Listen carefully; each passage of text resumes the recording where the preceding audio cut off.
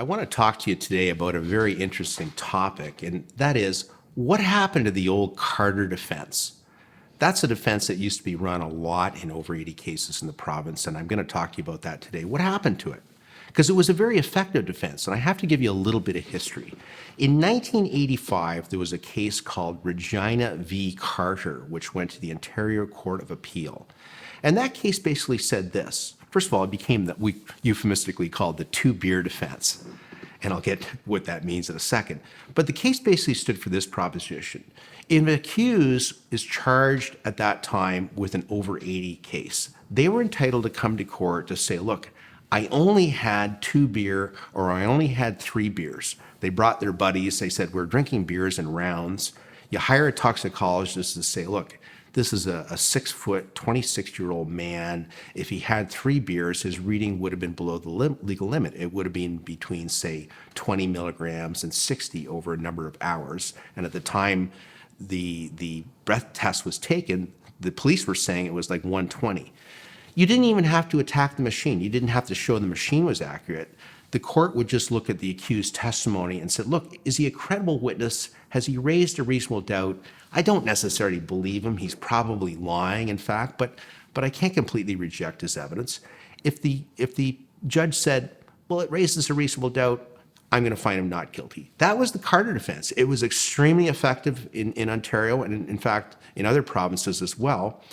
What happened was we were getting such a high percentage of wins in the province from competent DUI lawyers who, restrict their practice or do a lot of DUI cases, that Parliament eventually said, look, we need to get rid of this defense. We're getting pressure from, pressure groups such as, and quite properly so, I might add, in my opinion, Mothers Against Drunk Driving. There's been deaths and mayhem on the highways. And why are they winning all these cases with someone simply coming to court to say they had 2 or 3 beer?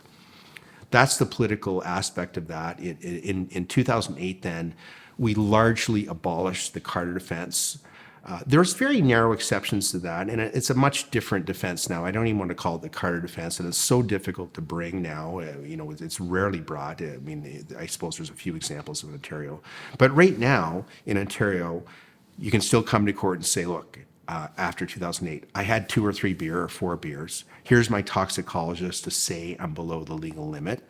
But you also have to point to machine error, that the toxicolizer was malfunctioning somehow, the intoxicolizer wasn't prepared properly, et cetera, with all the procedures of the intoxicolizer. So very difficult defense to bring. And additionally, you have to show that the machine error coupled with your drinking pattern led you to below the legal limit. So Parliament largely abolished it. Maybe in some narrow cases you can still bring it. There's one exception though. And in a typical over 80 case, the first breath sample at the police station ideally should be brought within 2 hours. 2 hours from the time of driving to the first breath sample. If it's not, if it's beyond that 2 hours, past the 2 hours, you can still bring the old Carter defense.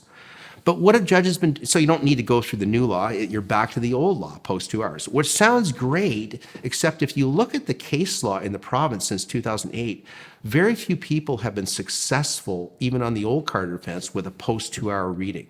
So in other words, judges are saying, well, politically Parliament threw it out. Am I really going to go back to the 2 beer defense? There's been some judges brave enough to do that. I mean, there's been some notable exceptions, but right now I would say politically in the province, if you're past 2 hours, it's going to be still very difficult to win the case.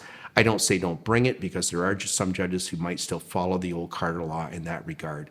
Having said that, don't give up in your case. There's all sorts of other defenses. You don't necessarily have to rely on the Carter defense. That's what we used to rely on a lot. But there's a myriad of other defenses, and you may have a winning case. So don't give up.